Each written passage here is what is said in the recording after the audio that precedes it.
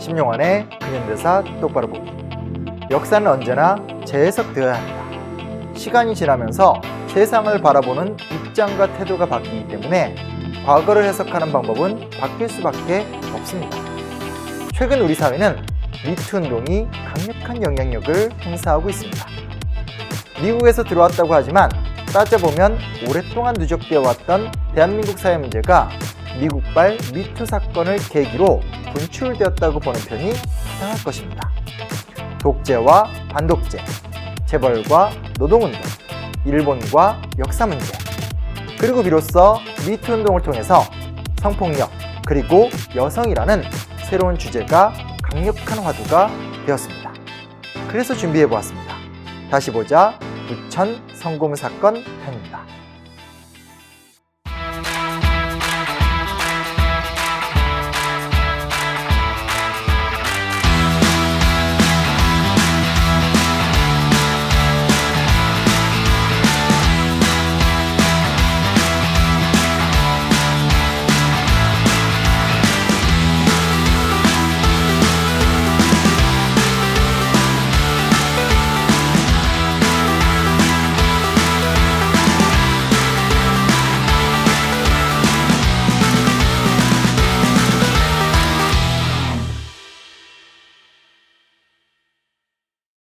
강력한 사회적 요구에 따라 얼마 전 법무부는 성희롱 성범죄대책위원회 위원장으로 권인숙 현 한국여성정책연구원 원장을 임명하였습니다. 1980년대 중반 박종철 고문치사 사건과 더불어 유혈항쟁의 가장 강력한 도화선이 되었던 부천 성고문 사건의 피해자였던 바로 그 권인숙입니다. 1986년 5월 21일 서울대 의류학과 출신으로 부천시 노동운동에 뛰어든 여대생 권인숙은 주 성신이란 가스 배출기 제조업체의 허명숙이란 가명으로 위장 취업합니다. 그리고 얼마 후 경찰관들에게 체포되어 조사를 받던 중 부천서 상황실장 문기동 경장에게 끔찍한 성고문을 당하게 됩니다. 여자로서 참을 수 없는 성적 추행을 당하고 눈만 감으면 나타나던 문기동의 두꺼운 입술과 지퍼를 푼 채 드러낸 성기와 귀에 쟁쟁한 심한 욕설. 항소 이유서에 나온 권인숙의 증언입니다. 성고문 이후 권인숙은 가족들에게 그 사실을 알립니다. 하지만 당시만 해도 엄숙한 유교적인 문화, 그리고 남성 중심적인 사회 분위기가 매우 강했던 데다 권인숙이 노동운동에 참여했기 때문에 쉽사리 성고문을 고백할 수 있는 상황이 아니었습니다.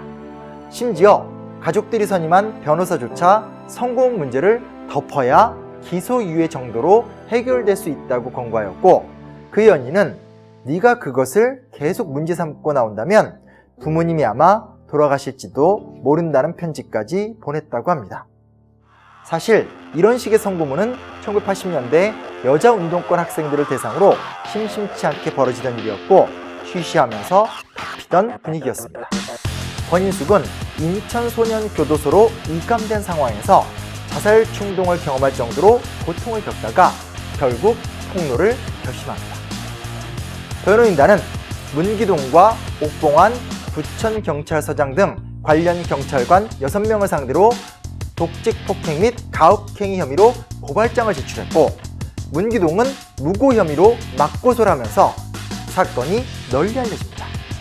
검찰은 정황을 알고 있었음에도 불구하고 서동건 검찰총장의 축소 수사 지시에 따라서 사건 당시 성모욕 행위는 없었다고 공식 발표하였고, 동시에 성고문을 한 문기동을 기소유예 처분하면서 급진좌경 사상에 의한 노학 연계 투쟁을 전개했던 권양의 성적 모욕 허위 사실 유포는 운동권이 성마저도 혁명의 도구로 쓴다는 증거라고 주장합니다. 즉, 예상했던 일이 벌어진 것입니다. 유교적인 엄숙주의로 인해 성폭력 같은 것은 언급되는 것 자체가 꺼려지던 시대 분위기. 더구나 여성에게는 강력한 순결 이데올로기만 강요되던 일상적인 모습. 그리고 노동운동을 쉽게 빨갱이로 몰 수 있었던 엄혹했던 사회 현실이 겹치면서 권인숙은 더욱 어려운 처지에 빠져들게 됩니다. 언론도 정부 편이었습니다.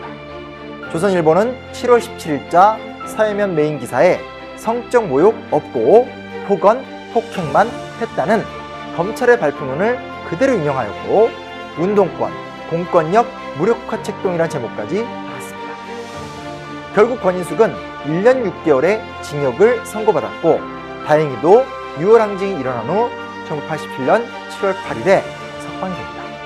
그리고 뒤늦게 변호인의 재정 신청을 받아들인 법원은 1988년 6월 문기동에게 징역 5년을 선고합니다. 여태까지 우리는 이 사건에 대해서 전두환 정권, 검찰과 언론, 그리고 민주항쟁을 기준으로 바라보았습니다. 하지만 이제는 권력과 사회문화, 그리고 성이라는 새로운 인식으로 접근할 필요가 있습니다. 보다 나은 사회를 만들기 위해서, 그리고 억울한 고통이 다시는 없게 하기 위해서 말입니다.